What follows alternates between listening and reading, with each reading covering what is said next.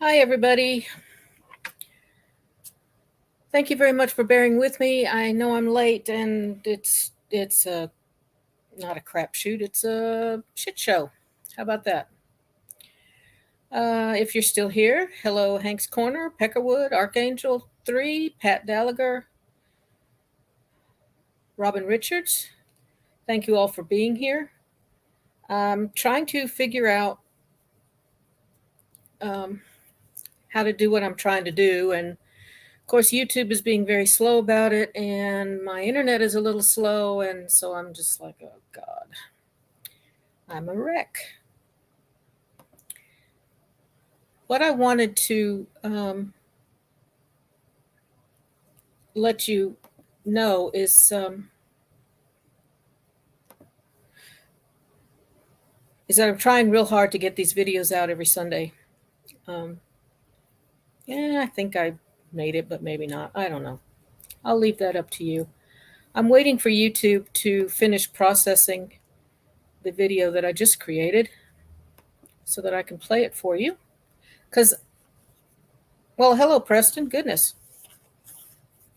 How are you?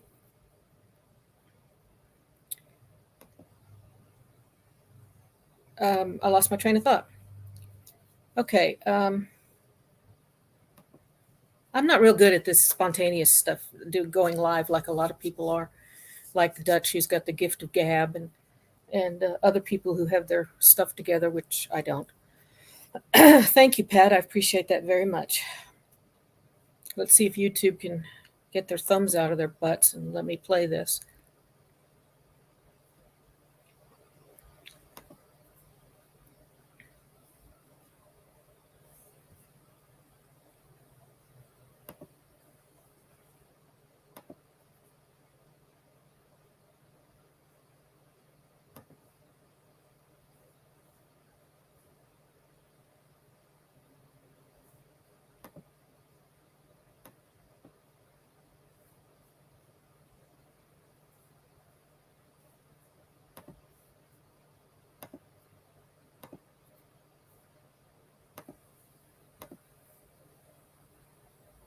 Hey, Chief. Thank you. Thank you for Hello, being everybody here. and everybody else. My name is ScriptCat, and this is ScriptCat Says. Can anybody hear this? Because I can't. It's probably me. So it's been 100 years since Freud wrote the first paper on narcissism, the first one in psychoanalysis. And we've learned a lot. People use the term and they generally think of someone whose ego is immense. But once you dig down a little deeper, the picture changes quite a lot. So there's a rise in narcissism generally in our society, and that is a social Thank trend. you, guys. The tendency to be grandiose, to feel special, to feel entitled, to exploit others. The rise of narcissistic traits is different from the rise of narcissistic pathology. Narcissistic pathology starts very, very early. There is some kind of trauma, what we call cumulative trauma, which is those subtle mismatches and misattunement of the parent, or gross neglect or abuse. It could be sexual molestation, it could be physical beatings of one sort or another, inattention. Some are lucky, some have a father who's okay, or even a sibling who's okay, or friends who are okay. But if they can't find that, then they turn to themselves and they start to stimulate themselves to keep alive. They form a kind of premature self-sufficiency, incapacity to regulate the self and rely on the self. They have an internalized image of the parent that enables them to tolerate separation, to tolerate aloneness. We all have a vision of what we aspire to, and that becomes the core of the self. And they often are preoccupied with grandiose fantasies about themselves and not well-placed peer relationships. The whole life becomes an escape from feeling real, starting with a totally deflated person who might present as depressed or bored or not knowing what they want to do, to the other extreme. They keep running all the time and looking for things. If they stop moving, they're afraid they're going to die, but that's generally not in awareness. They talk about being bored if they stop moving. Really, it goes much deeper than that. When I was consulting to some psychiatrists at the Air Force years ago, how do we prevent severely narcissistic and psychopathic or antisocial people from becoming generals? We've seen a lot of political leaders that seem to have some of these elements, so people are worried. If you weren't this filled with people who are all nasty and out to get you, you might as well kill yourself and kill the other person at the same time. And I think people don't take into account enough what a prison the grandiosity can be for somebody, how it keeps them from being able to love. Direct confrontation with the patient's grandiosity. It's absolutely useless clinically.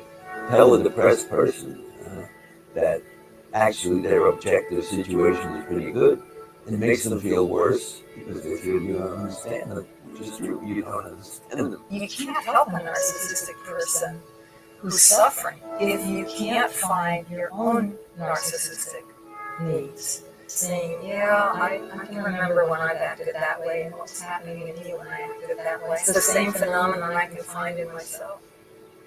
You have to actually enter into the person's world and be with them and feel with them what it's like to feel what they're feeling. And that is the beginning of building some kind of trust, to be available.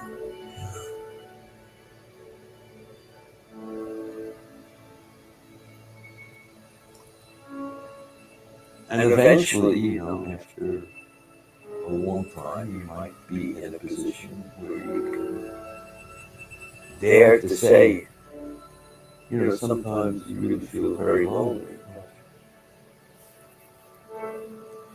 We have to learn how to talk to each other to survive, if we can survive.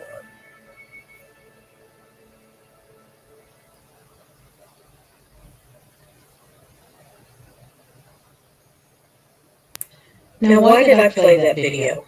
Well, I played that video to remind us of our humanity. Not many of the frauditors out there understand their own humanity, much less the humanity of anyone else. It's unfortunate but true. Some people seem like selfish jerks who only think and care about themselves. You may ask yourself, what's up with that guy? Or why does she act that way? The reality is that a small percentage of people are fundamentally different. They may have a personality disorder that limits their ability to function normally in relationships and work. Think about it this way. We all have personalities and personality traits that are relatively stable over our lives. For example, most people have normal levels of honesty and arrogance. Even those who score highly on unfriendly or selfish traits can still be considered normal. People with personality disorders are different. When analyzed by experts, they consistently score outside the normal range for specific sets of traits. For example, according to a medical reference called the DSM-5, someone with narcissistic personality disorder may score highly on traits like having an exaggerated sense of self-importance, expecting to be recognized as superior even without achievements that warrant it, having an extreme sensitivity to criticism, exaggerating accomplishments and talents, being preoccupied with fantasies about success, brilliance, or beauty, requiring constant attention and admiration, exploiting others to get what they want, not recognizing the needs and feelings of others, being envious of others and believing others envy them, and behaving in an arrogant or patronizing manner. If these traits sound familiar, it may be because people with narcissistic personality disorder can appear to be successful in business and politics. Initially, they may seem driven, confident, and charming, but over time, they often cause problems because they have an overwhelming need to feel and appear superior. To serve this need, they antagonize and belittle others, refuse to admit mistakes, and become angry when challenged. This matters because most selfish jerks can still lead normal lives. But people with this disorder are different and can be destructive to relationships and lead organizations astray. By learning to recognize the traits, we can make informed decisions about friends, family, colleagues, and even those we choose as leaders. As we all know by now, Annapolis Audits has single-handedly shut down the open door policy of the mayor of Annapolis, Maryland. I'm sure he is quite proud of himself. His response was typically narcissistic. System, and life isn't fair and all that jazz, but it just isn't right, man. At the end of the day, it's just not right. I wouldn't even have been at City Hall if they didn't ignore my PIA request, which there's a law saying how much time they have to respond. So they can just break whatever law they want, and it's cool. I guess at least they called me to tell me what was going on. Let's have a palate cleanser. 1, 2, 3, 4. Hey.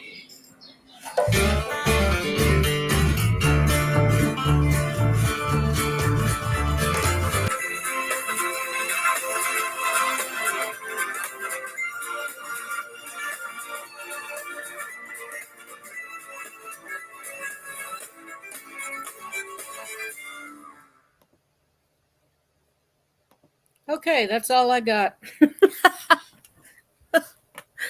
I just like that song. I like the song, and when I stumbled across this band doing it, I just thought, oh, that is so cool. Anyway, I just wanted to get you up to date with Annapolis Audit and how unfairly he feels like he's being treated. I'm really surprised he hasn't done a video on this. I thought he would be crowing about it. Yeah, hit the like buttons, folks. Like, subscribe, share. Well, maybe not share this until I get that song out of there. Anyway, the hippies have grown up to be the millennials.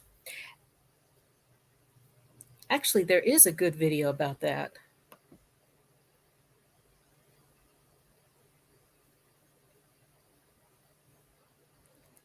And I've got it somewhere. There it is, millennials and entitlement. Shit.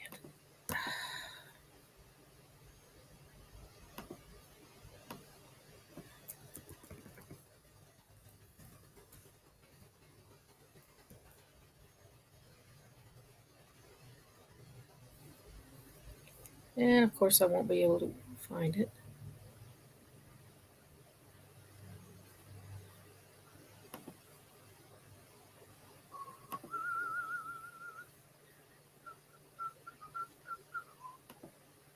All right, let me find that one and we will put it up here.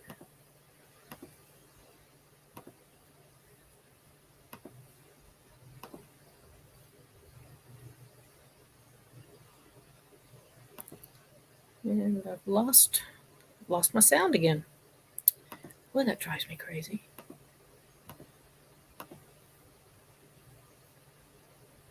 Can you guys hear this?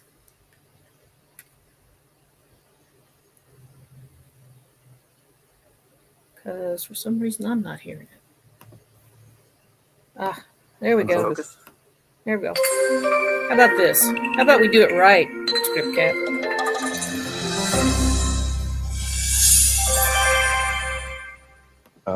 What's the millennial question? Apparently, millennials as a generation, which is a group of people who were born approximately 1984 and after, are tough to manage.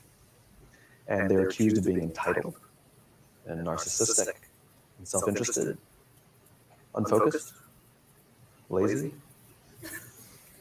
But entitled is a big one.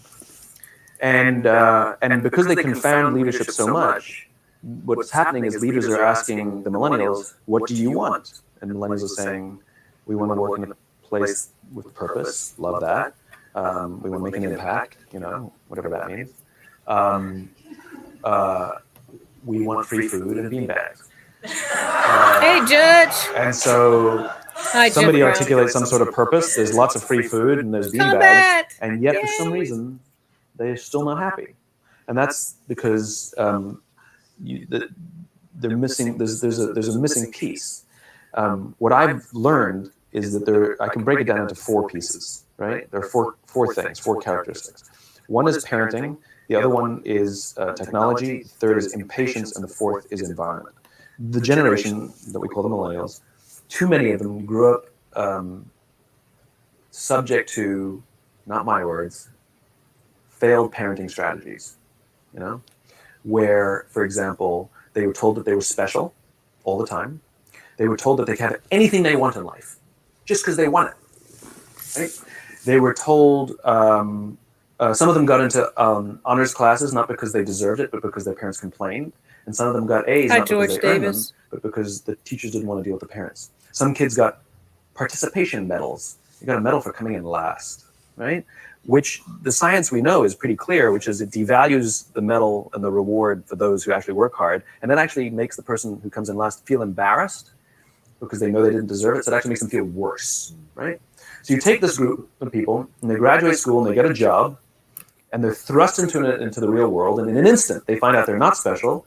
Their moms can't get them a promotion, that you get nothing for coming in last. And by the way, you can't just have it because you want it, right? And in an instant, their entire self-image is shattered. And so you have an entire generation that's growing up with lower self-esteem than previous generations.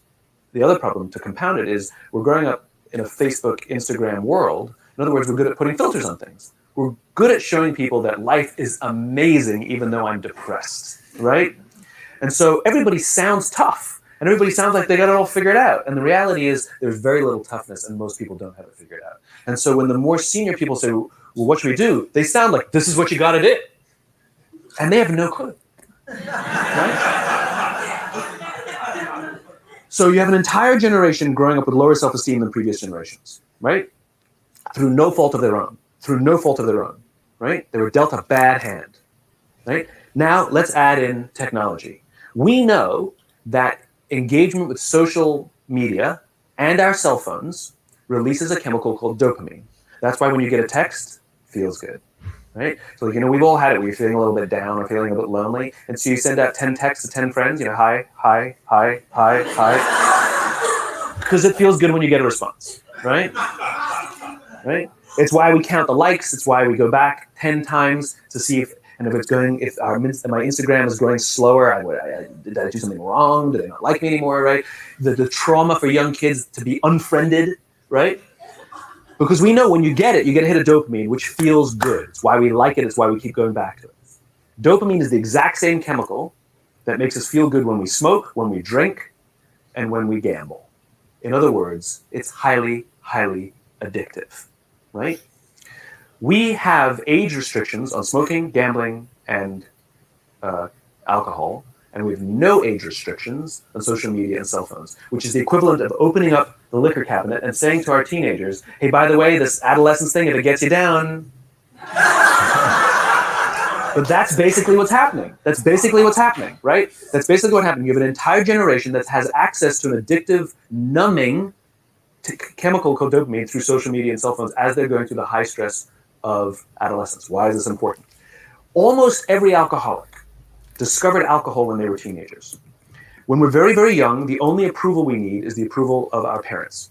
And as we go through adolescence, we make this transition where we now need the approval of our peers. Very frustrating for our parents, very important for us. It allows us to acculturate outside of our immediate families into the broader tribe, right? It's a highly, highly stressful and anxious period of our lives, and we're supposed to learn to rely on our friends.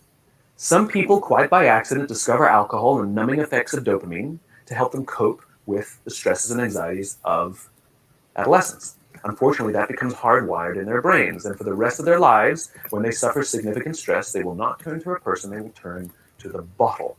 Social stress, financial stress, career stress, that's pretty much the primary reasons why an alcoholic drinks, right? What's happening is because we're allowing unfettered access to these dopamine-producing devices and media, basically it's becoming hardwired, and what we're seeing is as they grow older, too many kids don't know how to form deep, meaningful relationships. Their words, not mine. They will admit that many of their friendships are superficial.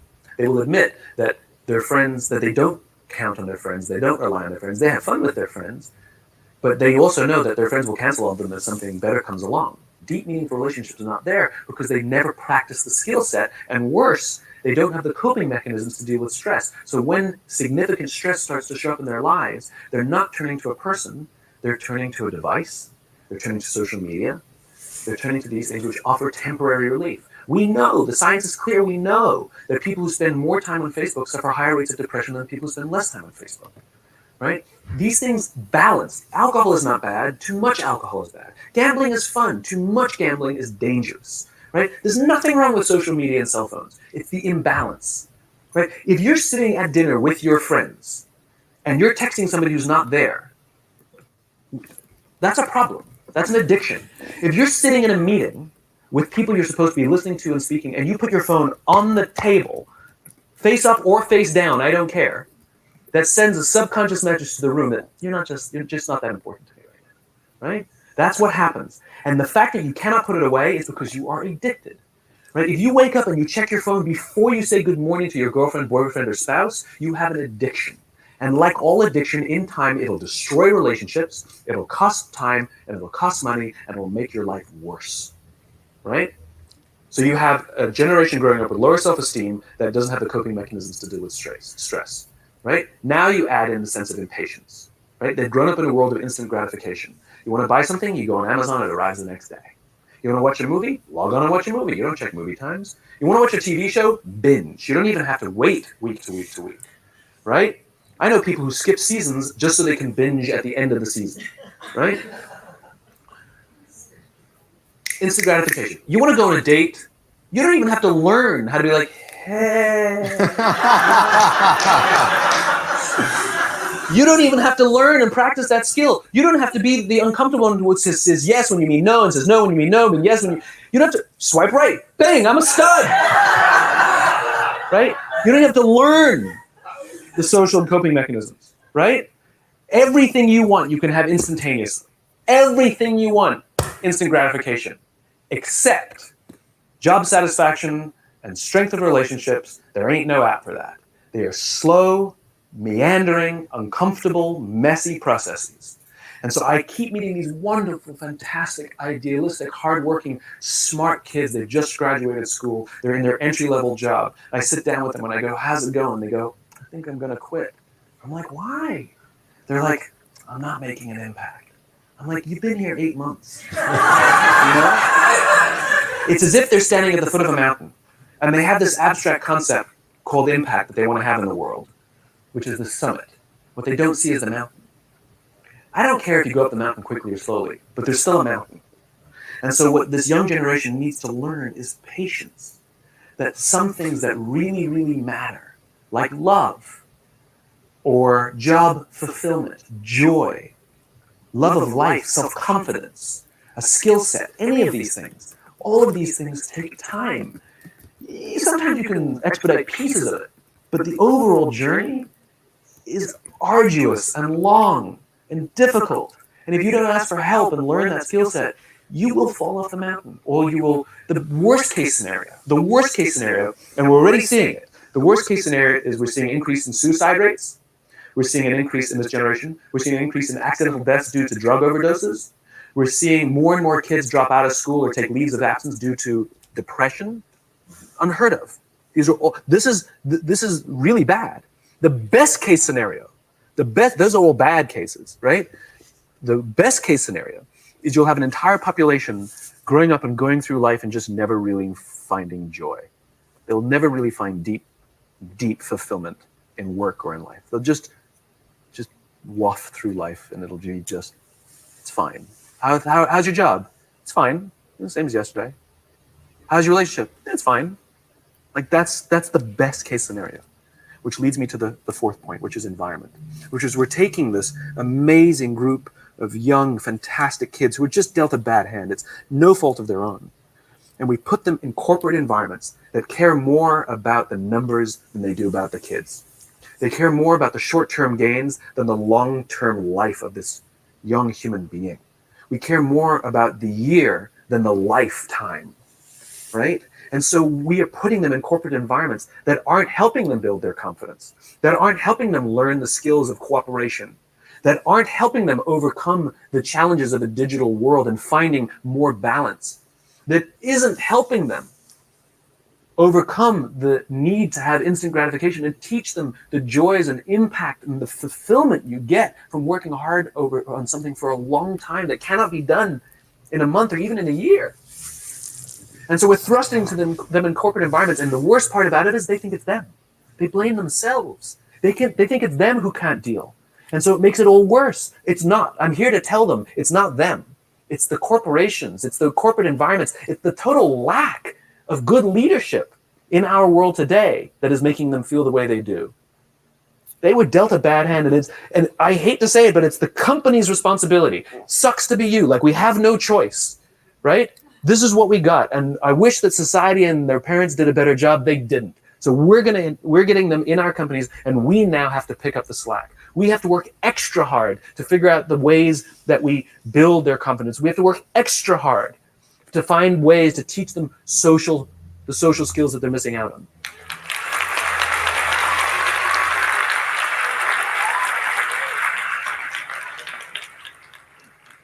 For more interesting videos like this one, please subscribe.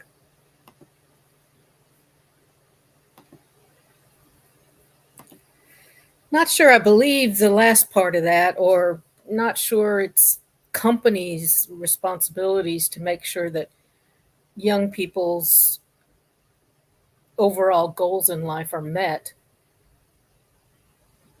I'm not sure how you would even do that. Okay, anyway, I'm going to open this up. If anybody wants to come up and talk and chit chat, please do. Let's see here.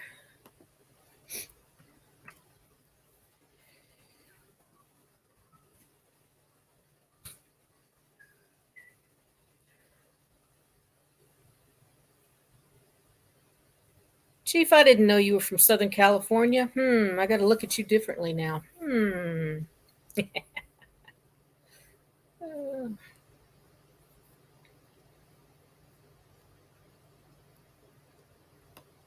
Simi Valley. Oh my goodness.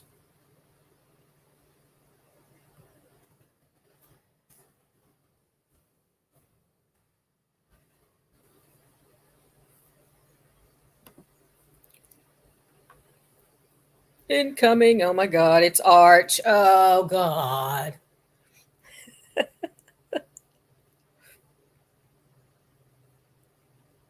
I was born in San Diego, if that counts. Of course, I left 6 months later, but that's okay. You're a Buckeye through and through, huh?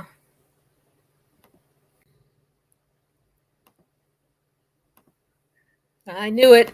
Arch and Gator, here we go. I've lost my channel. No, I realized I got a little carried away last night. Hey, I'm well, no, I'm not safe. I know how to say shut up, Gator. See, it worked. Wow. I had to well go back done. I had to go back and mute YouTube. It was echoing in my ear. Echoing, okay. No, we've had that discussion before, because about San Diego. Yeah. I was stationed love to there, go back there. in the Navy. Yeah, it's San Diego. Well, some parts of it are all right. They took out all the bars I used to hang out at. My dad used to shuttle between San Diego and Tijuana. Oh, me too. On a regular basis. Matter of fact, up until the 911 thing, I used to go down and I would get a hotel room in, somewhere down south of where the base was, like Chula Vista, and get a hotel room right by the trolley station. Trolley down the border, go across the border, get all jacked up, and trolley back to my hotel room. Yep. Don't give away the trade secrets, man. Yeah. Because that shit still works. I don't have a passport, so I don't even know if I could get across the border. Plus it's kind of far from where I live in Florida now.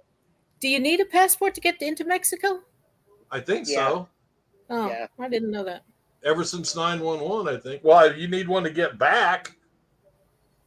Well, yeah. Well, I just go, oh no, man, I am from Man. Tijuana. Oh, well, in that case, step right in. I look like a gringo, but I'm really a Mexican. Well, come I right look- in, sir. I'm Italian, so I'm really dark. And yeah, it just I just walk right through. It's like, hey, hombre, come on. yeah, no, Hey, nope. I Hey, could you're not. good. Yep. I could not pass for a Mexican. Yep, they would just let me right through. Yep. Never had an issue. Not one time. And I was stationed at Pendleton, so yeah. Been there, done that, more than a few. Damn it. This buddy of mine I was in the Navy with, we used to cruise. He lived in the same hometown I did, and we used to cruise up to every weekend we had off together. We were in the same duty section, so we'd always have the same weekends off. Mm-hmm. And we'd go up to my house, and we'd go across that border check thing. He was Chief. Italian, but he talked like a total surfer. And whenever There they'd you go, go. "Where are you from?" and he'd Dude. go, "California, man," and they'd What's like, up, brother? yeah. They'd figure he Yeah. was just horsing around. I go, no, he actually talks like that all the time. It works. Hey, Chief. Hey, everybody, how's it going this evening? How are Doing you? well, Chief. Glad you're here. Oh, man, it's awesome. The great state of Ohio, we got good weather and we got a lot of good things going on. So I hope everybody's having the same kind of great evening. Yes. In Yeah. what Nice. decade did you live in Thousand Oaks? I was born and raised in Thousand Oaks, 1968 until we moved out of Thousand Oaks probably about 1980, like 1979, 1980, like right. Oh, okay. right You know, Yeah, it was a before very small town back then, but I hear it's really built up right now. It's ridiculous. I didn't think it was all that small. I mean, back in the old days, I mean, you know, the interstates like the freeway going to Simi Valley and the freeway going to Moore Park and the freeway going to Ventura. Yeah, back then it was kind of small. It really was. Well, that freeway ended before it got to Simi when I lived there. My first full-time job was in Westlake Village. Okay, I went to Royal High School in Simi. Okay. I used to hang out at a place called La Branca there in Thousand. La Branca, yeah, man, that's the off-road. That's the off-road place.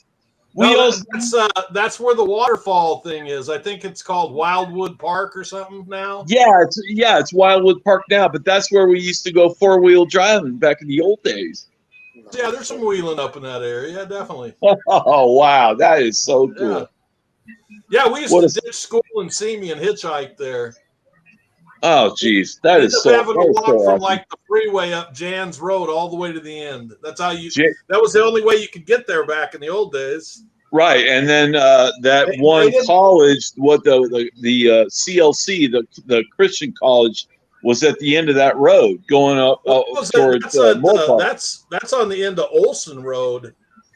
We used to go there and watch the Dallas Cowboys practice. They used to do their spring training shit there. Yeah, I did that. I did that as well, and I actually got a couple of good autographs when they were practicing out there. That is so cool, man. You're bringing back some memories that I haven't thought about in years. Yeah, my brother lived out there for a while off of one of the first. If you take the, I believe that's the 126, the Thousand Oaks Freeway. If you take that down to the 101 and you start heading east, I think it was Hampshire Road or Hamlet or something like that. Hampshire Road, yeah. Yeah, it's one of the first exits there. Yeah, my brother used to live over there. I've never lived in Thousand Oaks, but I hung out there quite a bit. Oh man, I'll tell you what, that brings up a couple of really great, like they had the first modern mall, the Oaks Mall, like they built that in I think it was 1978. That was the first modern mall in the Conejo Valley area at that time. Oh yeah, there was a lot of good shit to do there. What was that? Go ahead. I had read once about California. California used to have the best public transit. Southern system. California, yeah, they did. Until the freeway system came in. Somebody decided to make some money and sell land and all that kind of shit, and they fucked it up totally. Well, the car manufacturers and shit were behind it. Yeah. Getting rid of all of it. All of it. Yep. But they're installing some pretty good public transit nowadays. They got the Metro Link, which uses the same tracks as the trains and the Amtrak, and that kind of goes together. And then they have the subways and stuff that go through the LA, and then they have all kinds. They have pretty good transportation in LA. It's not bad, and the buses run regular. So. Oh yeah. 24 hours. I think I they don't know run about not everywhere they run 24 hours, but yeah. No, because I remember laying on a bus bench half the night. I was trying to walk home from the hospital. And a cop finally came up and go, "You all right?" And I said, "Well, I was trying to walk home from the hospital, but I didn't make it." But yeah, I mean, in the daytime or early evening, you can have a bus anywhere. Yeah. That's just the thing. Yeah. I don't know how subway might run all night. I don't know. Yeah, it might. I didn't even look into that last time I was there. Southern California has taken the Australia route. It no longer exists, Jeff. It no longer exists. Well, I mean, I'm from the great state of Ohio, and I just recognize the United States of America. California ain't a part of it. I went back Oregon or Washington. I went back there 2 years ago, man, and it was terrible. I took the train, and as soon as I got into San Bernardino, there was freaking homeless people camped along the tracks. Right. Everywhere you go, you're walking down the street, there's homeless people. But there is one truth in California, though. If you step out into the road, cars stop for you. Really? It still happens. Yep. Wow. They will stop dead. People are so scared of getting sued. Oh, yeah. Yeah. You know what? The one thing that I don't miss about California, and I grew up there like when I was, in my teenage years, it is so complicated. They have so many laws, and I'm just going to put this out there. They have so many bullshit laws that it's like, it makes the whole state it's hard to live in California. And not only that, but they're like one of the highest tax states in the union. So strictest gun laws, you name it. No, actually the gun laws are not as strict as a lot of places. Well, if you look up all their gun laws, and Cali are kind of hand in hand. Well, as far as I know, you're only allowed to carry a .22 in California, right? Or no, you can get a concealed weapon. You can get a CCW. You can I read on the other day, it said something about you can open carry under certain circumstances, but you have to have permission of the sheriff of the county or whatever, something. I don't know exactly how you go about doing it. Well, I never tried open carrying when I lived there. Open carry means open carry. That's constitutional carry, basically. Yeah, here in Ohio, we don't even have to have a CCW license to carry a firearm. It could be either open carry or concealed carry. Right. You have that. We have open carry here in PA. Yeah, here in Florida, we have some of the most lax laws, but I don't think open carry is one of them. Well, everybody and their mother carries a gun, though. Everybody in Florida has a gun. What was that one court case where the vigilante shot that kid? What was that court case? I can't remember the guy's name. In New York or? No, it was in Florida. It was the stand your ground case. Yeah. That I can't remember the guy's name. Anyway, Anyway, I'm sorry. Yeah, you step on your property here, you step on my property, I can blow you right out of your socks. See, Right. and where here in PA, somebody actually has to break into your house. Yeah, that's So same in California. I can shoot him outside, but I got to drag him inside. Right. Yeah, here in Ohio, we can drop him. We can mag dump his ass right on our property. He doesn't even have to be inside. Okay. Yeah. I don't have that luxury. They'd actually have to break in my door. Once they step 1 foot in, yeah, I can mag dump. And, put a couple rounds in their face. And game over. And still get sued in civil court. That's kind of sorry. I mean, I don't know about Pennsylvania law, but that's kind of sorry. But we do have castle doctrine, though. That's the whole thing. They have to actually force entry. Wow. Yeah, it's the same. That's the same in California. They have to be in your house if you shoot them out in your yard. It's kind of ludicrous considering. If they're in your house and they run out in the yard, you can't shoot them either. I live in the middle of nowhere. There's nobody to call for help. I don't have local cops. And you can't invite them in either. If you invite them in and shoot them, come on in, bam, bam, bam, bam. Then you're in trouble. Hey, I got some cupcakes. Come on inside. This is just another reason why I have a very large dog. Because people get deterred by big dogs. So wow. I never knew Pennsylvania was that strict. It's weird. Yeah, we have a lot of weird Commonwealth statutes, as you would call it. Yeah. Yeah, because it's a Commonwealth is a bit different. I can't remember all the differences, but the Commonwealth laws are slightly different. Virginia, let's see, Virginia's it's kind of like on that level, yeah. Yeah, I think Kentucky's a Commonwealth. Because we have like I think Kentucky is a Commonwealth. But they have really liberal firearms laws in Kentucky, though. I mean, I'm sure. Oh yeah, it's the Wild West out there. And I know. Even though PA is kind of a blue state, we still have pretty good firearms laws. So I can't knock it. Yeah, people say that people automatically think that California has really super strict gun laws, but they actually don't. I mean, they do have. I agree with the waiting period shit and stuff like that. I like that law, and I think that you should be checked out before you're allowed to fucking buy a firearm legally. Of course, there's so many places you can buy one illegally. It really doesn't matter.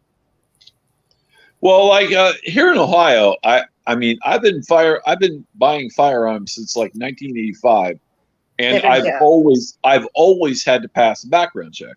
Yes, same. I mean, I've never had to not pass a background check to buy a firearm, so I don't know why they're like all upset about this stuff. Because most states, if you go to a licensed firearm dealer and you say, "I want to buy this firearm," okay, you have to fill out this information. I've done that, like I said, since 1985. I don't know what the hell all these states are doing or who is not doing background checks, but I've always had to pass a background check. It's a media spin. And same thing with the gun hole loophole, as they called it. The gun show loophole. Oh. There is no gun. Yeah, there are gun. Yeah, there are gun shows. Background checks right there on the spot. Well, now a lot of it is the last time I purchased a weapon, the background check was online, so you really didn't have an excuse. Right. That's what I'm saying. They're done on the spot. Simon's asking if you were talking about Trayvon Martin there, Chief Tuttle. Yes, sir. That was Trayvon Martin, that case?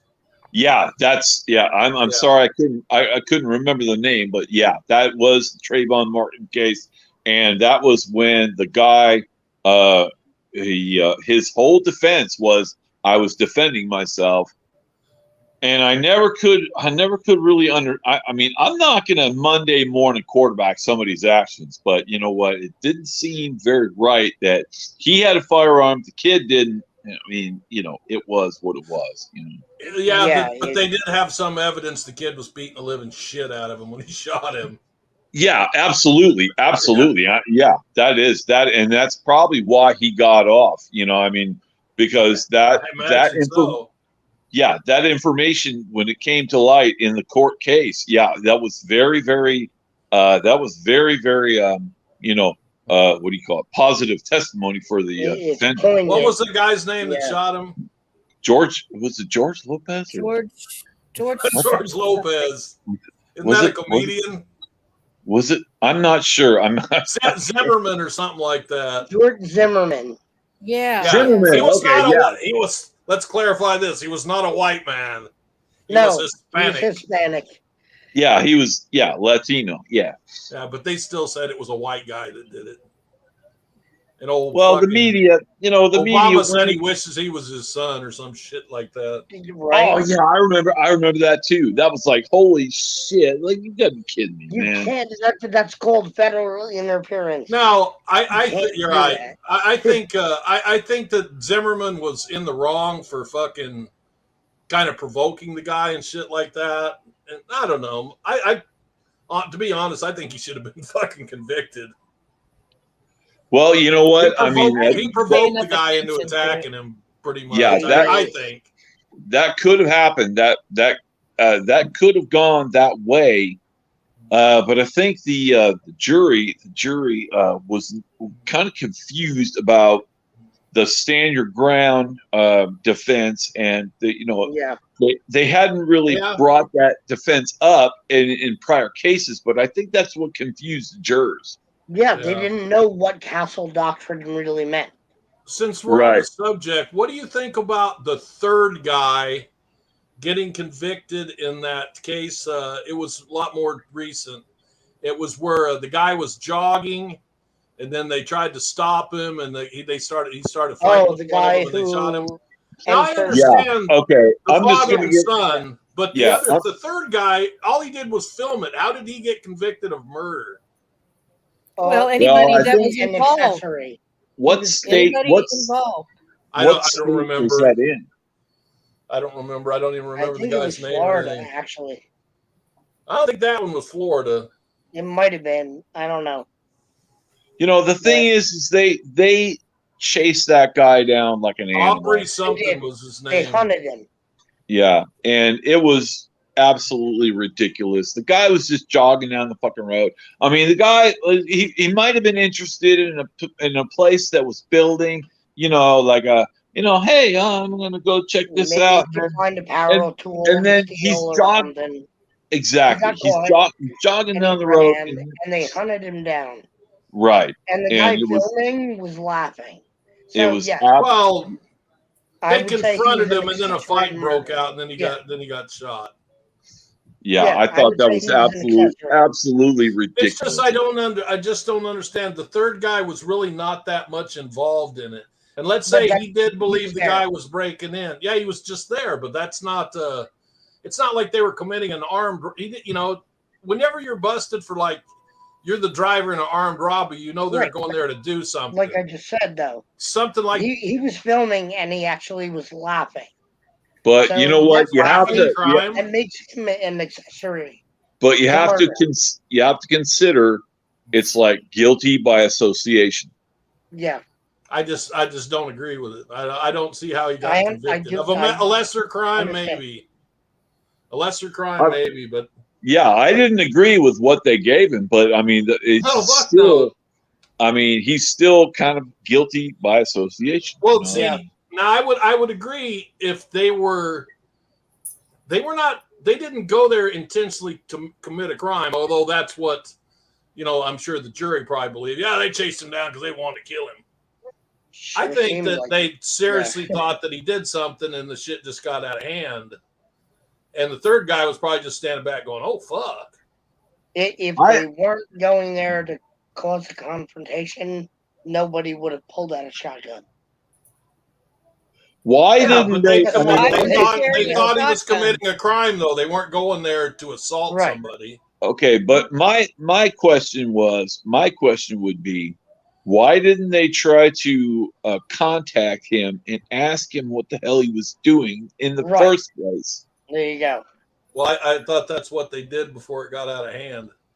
Yeah, I but don't. he- I and never he saw didn't have them trying anything to. on him. I never saw them trying to contact him and ask him anything. They just attacked him. I don't know. I didn't. There was no video of that, was there? Or there was, wasn't there? Well, there was plenty of video of it, but you know, I mean, the video that you I don't saw. think I ever watched it. I watched Well, all. Yeah, that was it. All angles of it, Ahmed yeah. Aubrey in Georgia.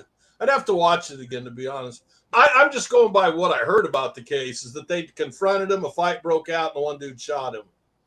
Which, you know, like I said, Well, if no, the other guy was like, just... okay. He entered a house Private that was property. being worked Right. on, right?